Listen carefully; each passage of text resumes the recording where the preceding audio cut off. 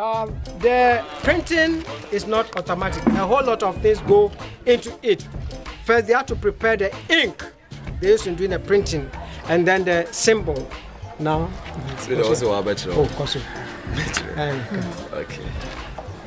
Okay, here they need natural color. All of them from this place. If we see somebody wear the black cloth without the printing, like Fumla one, they use this one to make it black. And this one they call it kuntunkuni.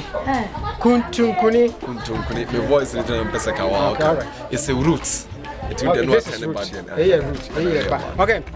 This is a root and this is a bark of a tree. And they get all this from the savanna belt of the country from the north, not from the forest. So they either have to travel there to go and buy, or people bring them here for them to buy. So what they do is to break this into pieces and then soak them in this for how many? 1 day. For 1 day or 24 hours. That way it becomes soft and then it is pounded in the mortar like we pound fufu. So this way. Let's not try. Okay. Anybody who wants to try? Yeah. Okay. The second stage of boiling. Let's go out and see. Now the third stage.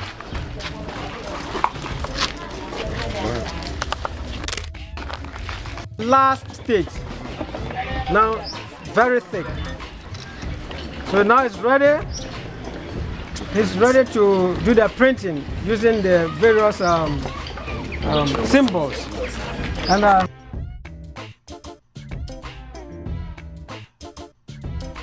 what's that? What's that? Hey. That's in the Ravani as well.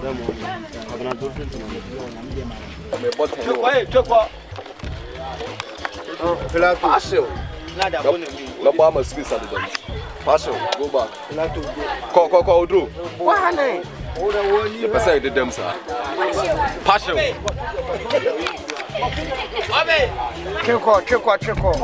Tony train. Back to your roots. Partial. That's why. Partial. Papa.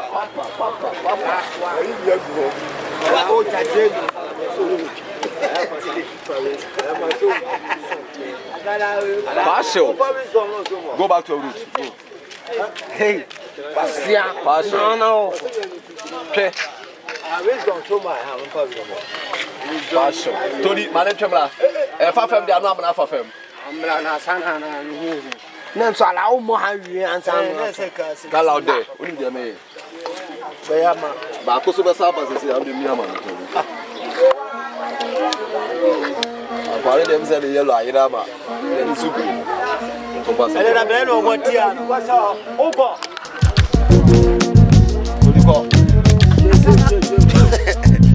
Ojo so mo la me boy.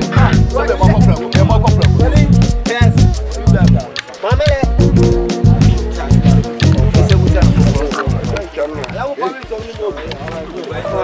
Babo. Okay. Surgical. What you go be another wisdom so ba. Papa ba wisdom. Papa ko so.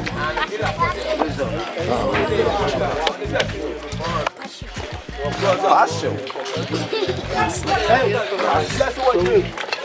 The red one. Nice. Thank you. Thank you to Papa. Love it.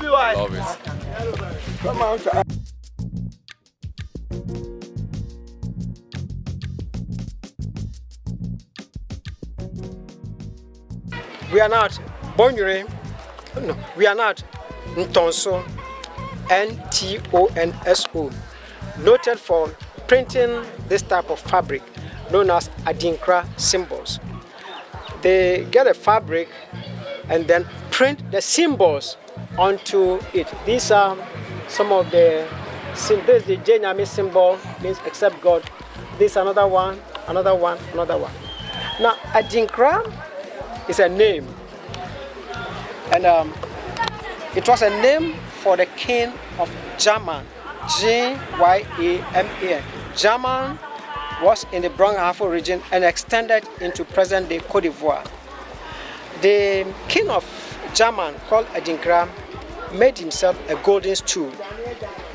And the king of the Ashantis sent to him that no other state should make a golden stool apart from the Ashantis, and that Adinkra must surrender the golden stool, which he did obediently.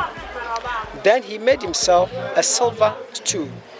Again, the king of the Ashantis at that time sent back to Adinkra to surrender the silver stool.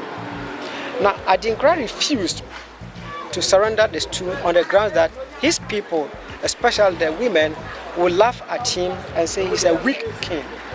So he refused, and this brought war between the Ashantis and the German people. Adinkra was killed during the war, but the stool he had some of these symbols on them. So the Ashantis used that symbol to do this printing and popularized it. Since then, they've added other newer symbols to it, but we still refer to all of them as the Adinkra symbols. Thank you. My name is Kwaku Pasa. I'm a tour operator and a tour guide working for Galaxy Travel and Tours. This is about an introduction to the kente industry in our country.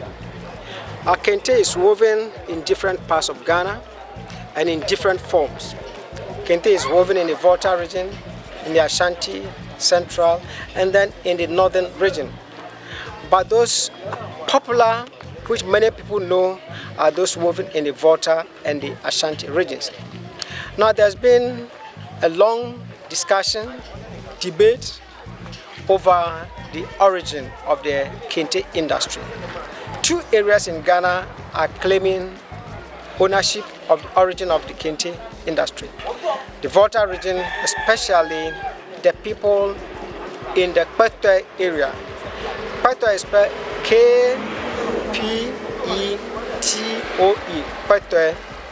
According to them, they migrated from Mesopotamia, and somewhere along the route, their ancestors learned the art of kente weaving.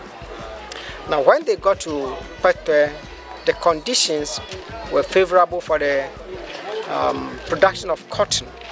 So they produced their own cotton, wove them into yarns, and then wove their kente. Then, somewhere along the line, the Ashantis fought with them. Though they were not defeated, when the Ashantis were retreating, they took away some of their master weavers, who were brought to Bonyure to teach the Ashantis how to weave the kente. Now, the people from Kpetwe don't speak Asante, they speak Ewe. So they taught the Ashantis how to weave in the Ewe language. The Ashantis also did not understand the Ewe language, but so two words came up, open and close. K in Ewe means open. Te means close. Close. So when you are weaving the kente, you open and then put in the thread.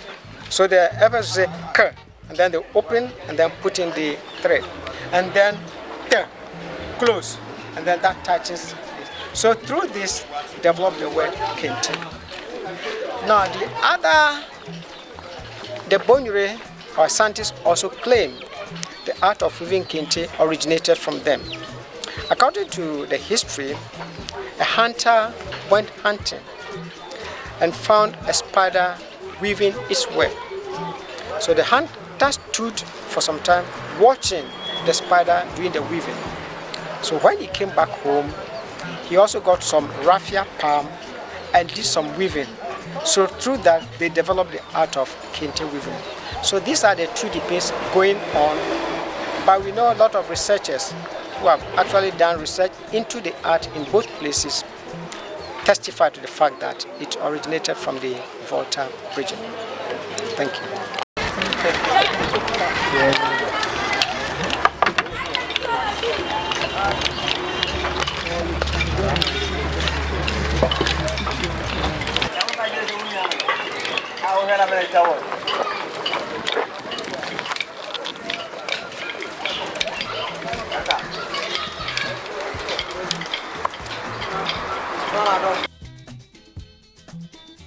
Just talk about what you just learned with the kente. What do you like about it? Oh yeah, this is Jay Gibbs, This is Jay Gibbs over here in Africa, learning how to reef. Just cut myself a little bit, learn how to reef, go through.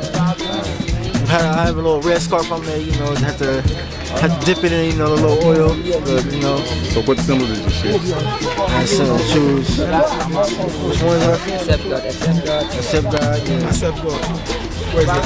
That's the first one. The first one and this one.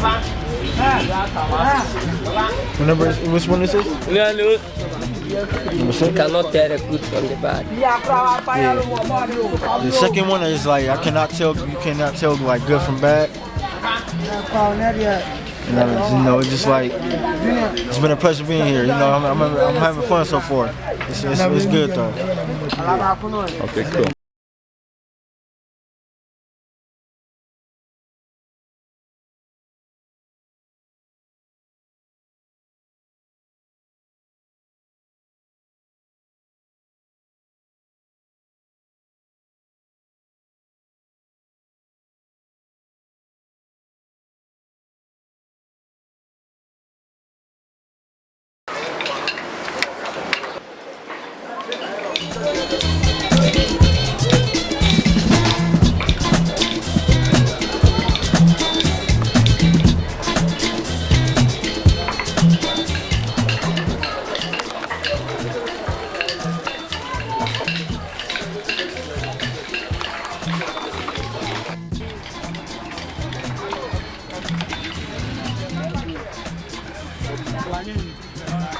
It's been 5 years since the trip. It's hard to believe it's been 5 years, but it's been 5 years since we went to Africa. So as you reflect, what comes forward for you just regarding the trip and your experience?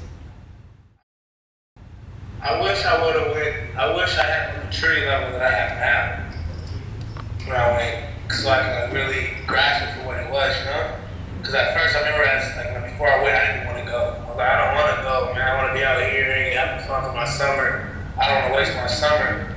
But then I just started realizing, oh man, this is a once in a lifetime trip. I wish it would have took more gratitude and then more appreciation.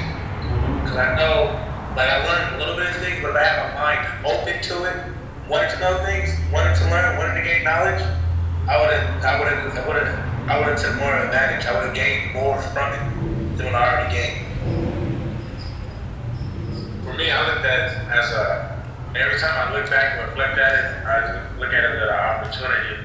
As right now, even though we are in middle class, low class, we still have an opportunity to do something great. And even when it's hard, I can always look and know that it can even be a lot harder. And the circumstance that we're living in could be a lot harder. But every time I reflect about Africa, I just know that we're blessed and we have the opportunity